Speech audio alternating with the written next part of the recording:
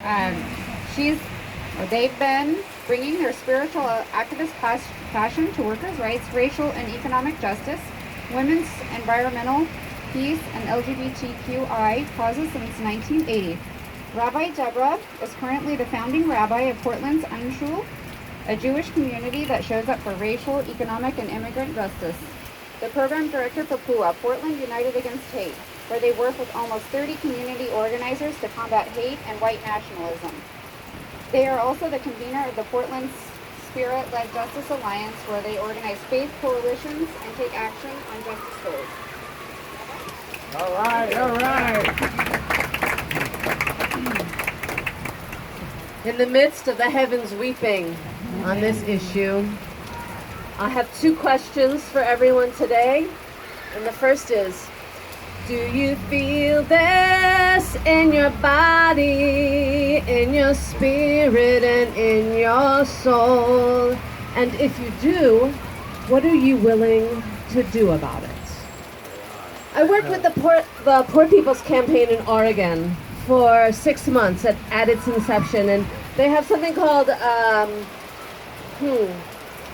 what is it? Musicology, theomusicology, that's what it is, where music is a foundational piece of their work. And one of their foundational chants is, everybody's got a right to live, everybody's got a right to live, and before this campaign fails, we will all go down to jail. Everybody's got a right to live. So I'd like to take songs and change the words. This is the first question. Are you willing to lose your freedom on this issue? To change the words for our gathering purpose today, refugees have got a right to cross. Refugees have got a right to cross. We'll succeed, we'll get it all. We'll close the camps, we'll tear down that wall. Refugees have got a right to cross. So I've been fond of saying for the last 3 years that I was born for this moment. And I want to give you an invitation to think about how you were born for this moment. I'm really glad we opened by saying that we're on stolen lands. I want to add a second category of folks who are in this country who are not immigrants. Everyone who is a slave descendant was brought here against, with their ancestors, brought here against their will, is also not an immigrant. So we have three categories. Two who were greatly aggrieved, for whom reparations is necessary. So I just want to lift up that just as we support the right of refugees to enter our land, we must make reparations for those who built this country, on whose back this country was built, and from whom we stole our land, this land.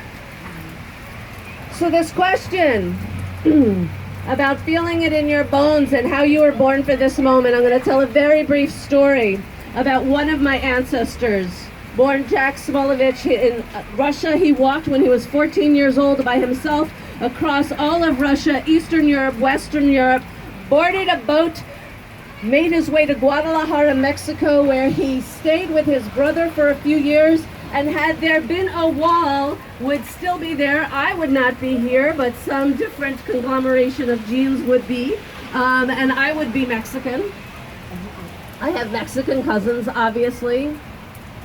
He made his way from Guadalajara across the southern border and was an undocumented immigrant for decades until McCarthy came into power, and he thought, oh shit, although I don't know if he said things like that, I gotta do something about this now, went to Canada, found a way to come back and become a legal citizen. And in my bones, I know that if this administration had been in office, I would not be here, right? No. So this story is my story. So I invite you to take just a moment and think about your trajectory, how your people got here, and how this is your story, not something you're kindly doing for another group of people, but this is your story.